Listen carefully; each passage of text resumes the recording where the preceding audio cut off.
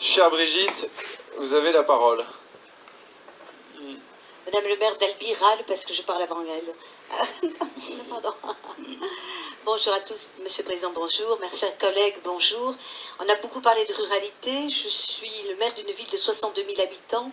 Et pardon, je vais vous parler un petit peu des problèmes des villes moyennes, parce que ne croyez pas que c'est tout rose aussi dans nos communes. Par rapport à tout ce qui a été dit, j'ai essayé de trouver dans les cahiers de doléances des Gilets jaunes quelque chose qui pouvait être partagé par le maire de Montauban. Donc beaucoup de choses ont été dites sur le pouvoir d'achat. Moi, je voudrais vous parler d'injustice sociale. Et surtout, je voudrais vous remercier, Monsieur le Président, d'avoir accepté de ne pas occulter du débat le sujet de l'immigration. Montauban a connu en 2012, le 15 mars 2012, le premier attentat djihadiste proféré par Mohamed Merah, qui a, vous le savez, tiré sur 3 militaires du 17e régiment de parachutistes de Montauban. Un est survivant, il était tétraplégique aux Invalides. 8 jours après, c'était l'école juive de Toulouse. Vous connaissez ces faits de toute la France, ça n'était ému. C'était le premier d'une longue suite.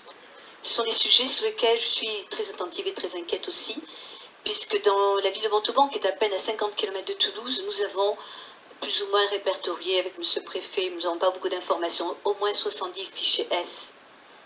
Ce sont des sujets, peut-être que vous n'avez pas dans votre réalité, mais qui sont préoccupants. Il y a un an, un événement tragique a secoué la ville. Il s'agissait d'une grand-mère de 80 ans qui s'est fait agresser à son domicile, et pardonnez-moi si je suis triviale, s'est fait sodomiser par un Algérien qui était en situation irrégulière sous le coup d'un arrêté de reconduite à la frontière et qui n'était jamais reconduit à la frontière. Non mais voilà, je savais que c'était un sujet sensible, mais Monsieur le Président nous a permis de l'aborder et je souhaite pouvoir l'aborder en toute simplicité. J'ai lu dans les cahiers de doléances qu'il fallait arrêter l'immigration massive. Ces personnes qui sont sur les ronds-points se sentent reléguées, oubliées de la République. Ces personnes qui sont sur les ronds-points, les gilets jaunes, et j'ai des textes que je peux vous soumettre, mais je ne veux pas alourdir le débat, s'inquiètent d'être plus maltraités que de personnes qui viennent d'ailleurs.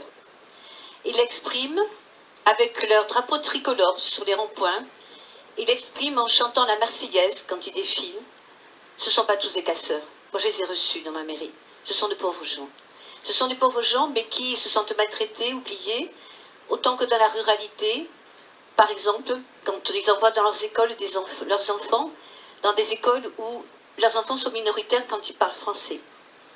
Quand nous parlons, par exemple, des mineurs isolés, vous savez, ces mineurs qui viennent d'ailleurs, eh bien, et que l'on voit que pour nos propres mineurs qui ont des problèmes qu'on devrait pouvoir placer dans des familles d'accueil, dans le cadre de la protection de l'enfance, eh bien, tout ça n'est pas possible parce que tous ces établissements d'accueil, toutes ces familles d'accueil sont complètement embolisées par justement ces mineurs isolés.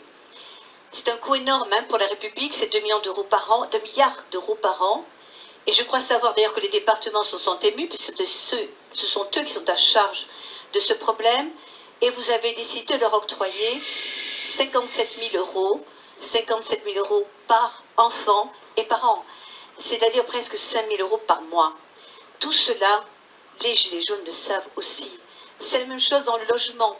Quand les Gilets jaunes ne peuvent pas avoir accès à un logement social, et que nous en construisons beaucoup, parce que nous, dans les villes moyennes partout, nous le savons, nous avons des quotas à respecter, et que malheureusement ces logements sociaux sont abolisés par notamment les réservations préfectorales qui sont destinées justement aux étrangers. Je continue, je suis désolée, on pourra en parler aussi. Mes chers collègues, on s'écoute de manière respectueuse. Très sensible. Je parlerai aussi des soins de santé.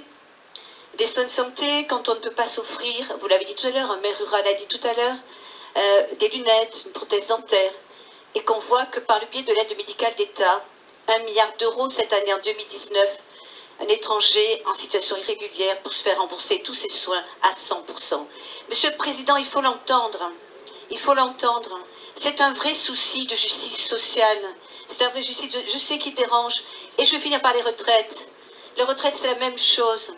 Quand les Gilets jaunes en moyenne ont 400, 500 euros de retraite, qu'il s'agisse d'artisans, d'agriculteurs, tout simplement de conjointes d'exploitants ou de gens qui n'ont peut-être pas trop travaillé, eh bien, et que l'on voit que le minimum vieillesse, qu'on appelle l'ASPA aujourd'hui, de l'ordre de 800 € et quelques pour une personne, un peu plus, 145, 1200 € je crois pour un couple. 35% de ces minimums vieillesse sont accordés à des personnes qui ne sont même pas de la nationalité française. Tout cela, provoque, Monsieur le Président, je vous dis, une grande injustice, un grand désarroi parmi ces personnes délassées, déclassées de la République. Et je dirais que pour les maires, peut-être n'êtes-vous pas confrontés à ce problème. Nous avons, madame, j'ai écouté des gens qui ne pensaient pas comme moi, madame, et je vous donnerai les cahiers de doléances des Gilets jaunes, je vous les montrerai. Je sais que c'est un sujet compliqué, et c'est un sujet difficile, que peut-être vous ne connaissez pas dans la ruralité, ben tant mieux, alors vous le connaissez, donc essayez d'entendre. Le politiquement correct a fait trop de ravages dans ce pays, madame. J'en ai souffert moi-même, mais aujourd'hui j'ai décidé de ne plus me taire. Parce que je ne suis pas là pour parler de moi, je suis là pour parler d'une souffrance qui est vécue par des personnes qui sont dignes d'intérêt. Il n'y a pas de raison, il n'y a pas d'ONG pour les Gilets jaunes. Et pourtant, ils le mériteraient quelquefois, parce qu'ils sont dans une grande détresse. Donc voilà, Monsieur le Président, ce que je voulais vous dire. Et vous terminez par vous proposer des solutions. Tout cela nous coûte très cher. Mais on pourrait très bien, à budget constant, augmenter les retraites si on diminuait par ailleurs, au moins pour une partie l'aide médicale d'État. On diminuait la fraude aux allocations sociales. Les fraudes, nous en connaissons tous. Moi, je connais la fraude au mariage blanc, mais il y en a tant d'autres que nous connaissons dans ce domaine. J'ai une proposition à vous faire. Monsieur le Président, j'ai été député pendant 10 ans. J'étais parlementaire en mission pour le plan de relance sur 4 régions, et je l'ai fait à coût constant, sans indemnité supplémentaire. Je crois savoir qu'il y a des autorités indépendantes qui coûtent cher. Je vous propose d'être candidate, Monsieur le Président, à lutter contre toutes les sortes de fraudes sociales qui multiplient le sentiment d'injustice ressenti par beaucoup de Français. Je vous remercie. Merci beaucoup. Non, mais, mesdames, messieurs les élus, c'est un débat républicain. La parole est libre. Il y a bien évidemment des différences importantes de conviction, de sensibilité, d'approche des sujets que nous traitons. Mais je pense que, alors que nous sommes retransmis à la télévision dans ce débat entre maires, entre élus de la République, devant le chef de l'État, nous ne devons pas nous invectiver ou entendre des sifflets dans cette salle. Je pense que c'est mieux. C'est vous qui inaugurez cet échange avec le président de la République, et je crois que vous êtes venu avec quelques cahiers de propositions, contributions et doléances. Monsieur le ministre, Monsieur le Président, j'interviens effectivement comme maire de Cahors. Alors attendez, je vais commencer par mettre les lunettes parce que sinon je n'aurai pas le bras assez long. Vous avez un avantage, Monsieur le Président, c'est que vous n'avez pas besoin de lunettes et vous avez le bras beaucoup plus long que moi.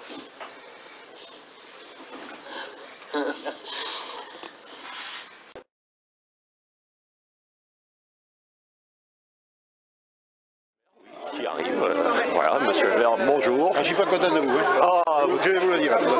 En direct? Ah bon, je peux vous dire en direct. Ah, mais sur... Donc les élus n'ont pas voulu donner de subvention. La démocratie, c'est quand il y a une majorité, eh bien, tout le monde s'incline sur la majorité. Voilà. Peut-être que l'année prochaine, si vous vous comportez de façon différente, dans vos paroles surtout. Voilà. Et la démocratie, c'est pas simplement le vote, c'est la démocratie participative, la démocratie citoyenne, humaine, éditoriale même.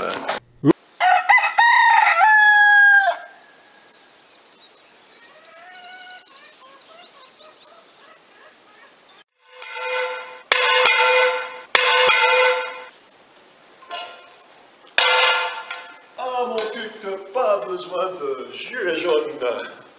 Eh oui, devant la mairie, on se réunit avec les poêles, les célèbres poêles de Montcuq, pour signifier notre mécontentement à monsieur le maire.